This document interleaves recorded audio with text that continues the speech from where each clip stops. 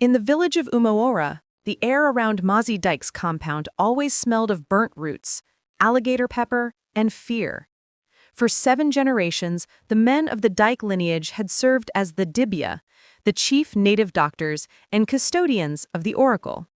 Their words were law, and their shadows made children run for cover. Obinna, the youngest son, grew up crushing herbs and feeding the sacred pythons. He was 25, tall and quiet, with eyes that held a strange gentleness, unlike the fiery gaze of his father. Mazi Dyke was old and withering, like a dry cocoyam leaf. The villagers whispered that the spirits were sucking the life out of him to prepare the way for Obinna. "You are next," his father would wheeze, pointing the Ofor, the heavy, carved staff of spiritual authority, at Obinna. "The spirits have chosen you before you were born. You cannot run." But Obinna felt no connection to the dark room where the shrine sat. Whenever he entered, he felt a heaviness that crushed his chest.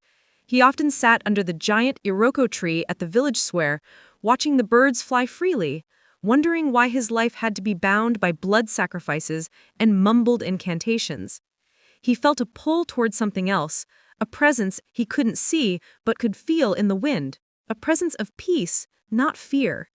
The heavy mantle of his ancestors loomed, but Obinna's heart was already looking for an escape.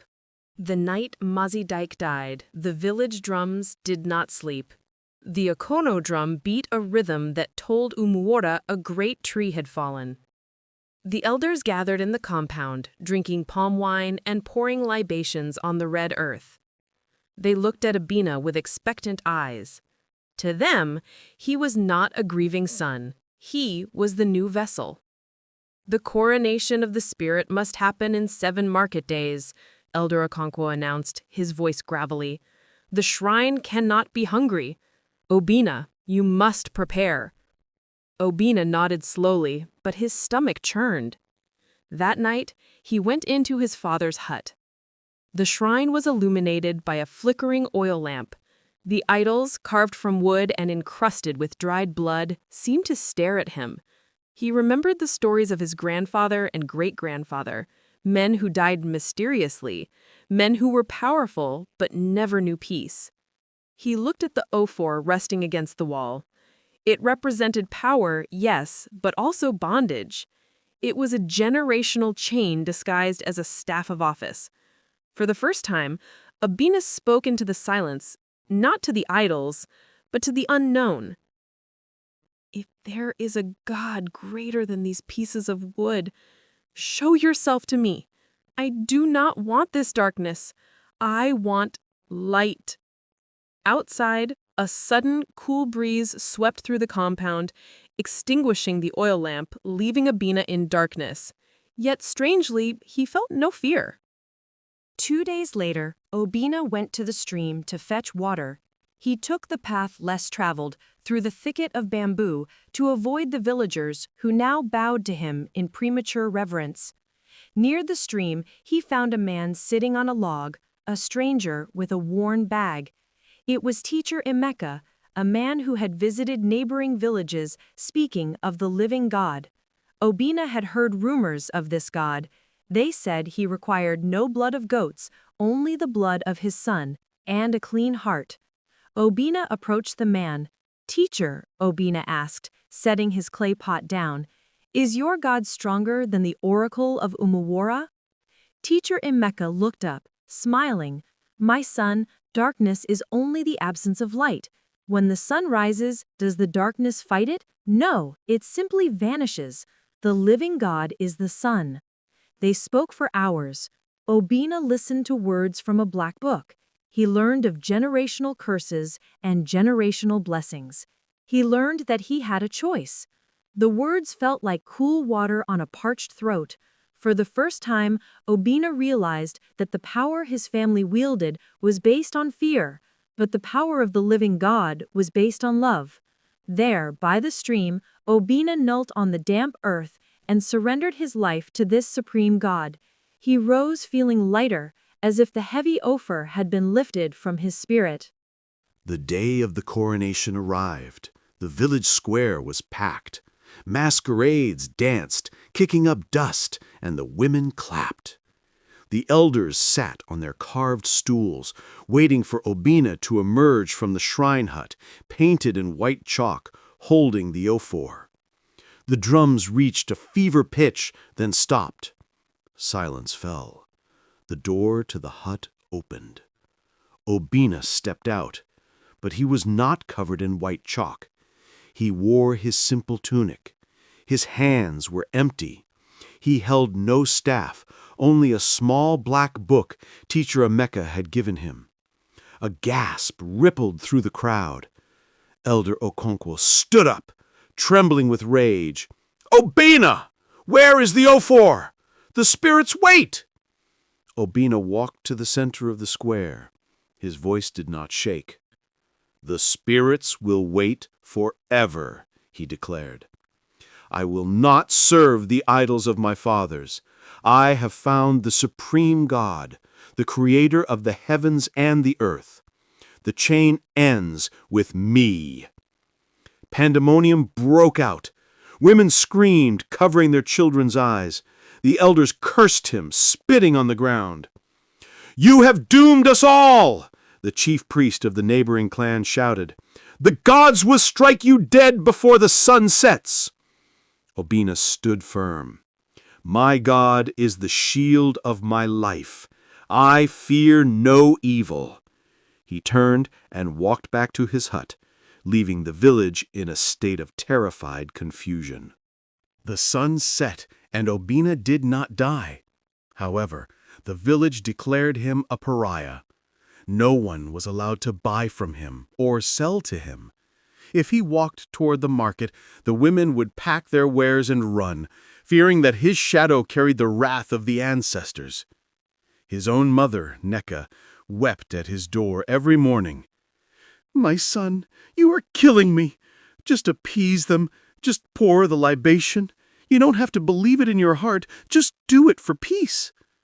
"Mama," Obinna would say gently, holding her hands through the window, "peace built on a lie is not peace. If I go back, I condemn my unborn children to the same darkness. I must break this pattern." Obinna survived on yams from his own farm and water from the stream. His compound, once the busiest in the village, became a graveyard of silence. Weeds began to grow around the shrine hut. He spent his days farming and his nights reading the Bible by lantern light, praying loudly. The villagers would hear his prayers echoing in the night, strange words, speaking of breaking chains and pulling down strongholds. They waited for him to go mad, for that was the fate of those who defied the oracle. But Obinna's mind remained sharp, and his face shone with an inexplicable joy. The village realized that silence would not break him, so the spiritual attacks began. The elders hired dibias from distant lands to chant against him. For 3 nights, Obinna could not sleep. He heard the sound of heavy footsteps on his roof. He felt cold hands gripping his throat in his dreams.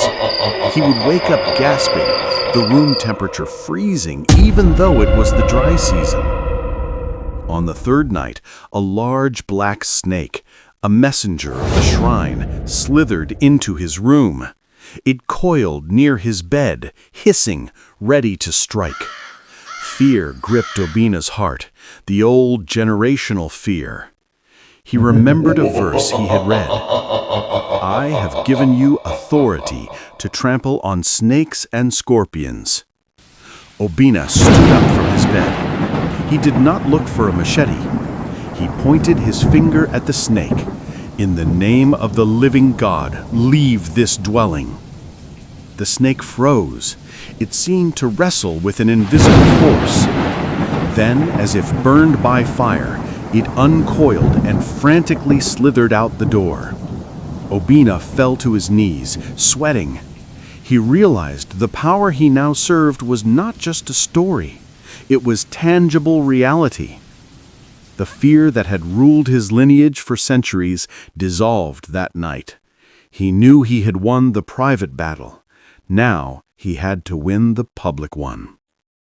Months passed, and the dry season came with a vengeance. The harmattan winds were harsher than anyone could remember. The streams dried up, the yams withered in the heaps. The village elders gathered at the palace of the Igwe, king. "It is Obinna," they concluded. "The land is angry because the shrine is empty. The gods have shut the sky." A mob formed, carrying machetes and palm fronds. They marched to Obinna's compound. They did not want to kill him. That would be a greater abomination. But they wanted to force him to the shrine. Obinna came out to meet them. He looked at their parched skin and desperate eyes. "The rain does not come from the wooden idols," Obinna said, his voice calm. "It comes from the Creator." "Then ask your Creator to send rain," Elder Okonkwo shouted. "If he is supreme, let him water our land. If not, by sunset we will drag you to the shrine and force your hand to pour the blood." It was a challenge, a test of power. The village gathered around, watching. The sky was a harsh, cloudless blue. There was no sign of rain. Obinna felt the weight of the moment. This was his Mount Carmel. Obinna did not run into his hut. He knelt right there on the dusty red earth of his compound, in front of the mob. He did not chant incantations. He spoke simply, like a child talking to a father. "Lord," he prayed, "they do not know you. They are bound by fear and tradition. I have broken the pattern in my heart, but help them see so they too can be free. Do not let the innocent suffer for their ignorance.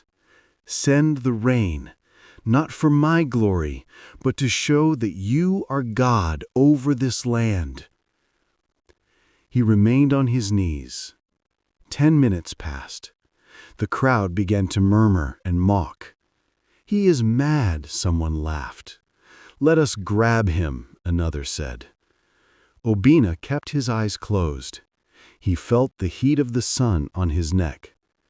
Doubt tried to creep in, but he pushed it away. He remembered the snake. He remembered the peace. Suddenly, the wind changed. The dry, dusty harmattan wind stopped. A cool breeze, smelling of wet earth, swept through the compound. The villagers looked up. Within moments, dark, heavy clouds rolled in from the east, swallowing the harsh sun. The temperature dropped. A single drop of rain hit Elder Okonkwo's forehead, then another. Then the heavens opened.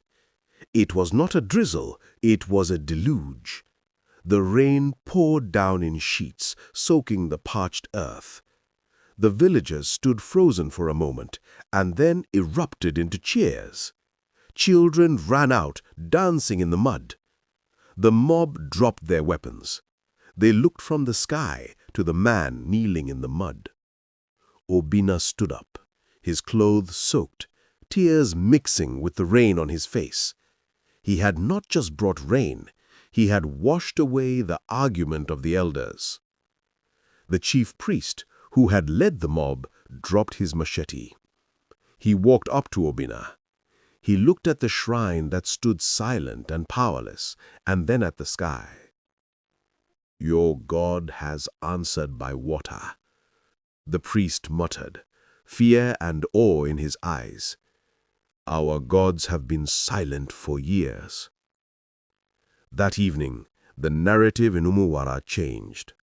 It was no longer about the son who abandoned tradition. It was about the son who brought a higher power. The fear of the Daike shrine was broken because a greater power had been demonstrated. The rain saved the crops, but the village was still wary. Breaking a generational pattern takes time. The final blow to the old ways came when a strange sickness of high fever gripped the Igwe's only son. The native doctors tried their herbs. They failed. They sacrificed goats. The boy grew worse. The Igwe, a proud man who upheld the traditions, was desperate. In the middle of the night, he sent his guards to fetch Obinna. Obinna arrived at the palace. The room smelled of sickness and incense. The Igwe looked at him. "I have heard of your God. Can he save my son?" "He can, Igwe," Obinna said, "but he does not share his glory with idols. You must trust him, not the charms tied around the boy's waist." With the Igwe's permission, Obinna cut off the waist beads, the charms meant to protect the lineage. The elders gasped, expecting the boy to die instantly. Instead, Obinna laid his hands on the feverish child and prayed. By morning, the fever broke. The boy sat up and asked for yam porridge. The palace was stunned. The power that saved the prince was not the generational magic, but the prayer of the one who broke the pattern. News of the healing spread faster than the rain. The villagers began to come to Obinna, not for charms, but for prayer and counsel. He did not set up a shrine. He sat under the iroko tree where he used to daydream. He taught them that they did not need to live in fear of curses.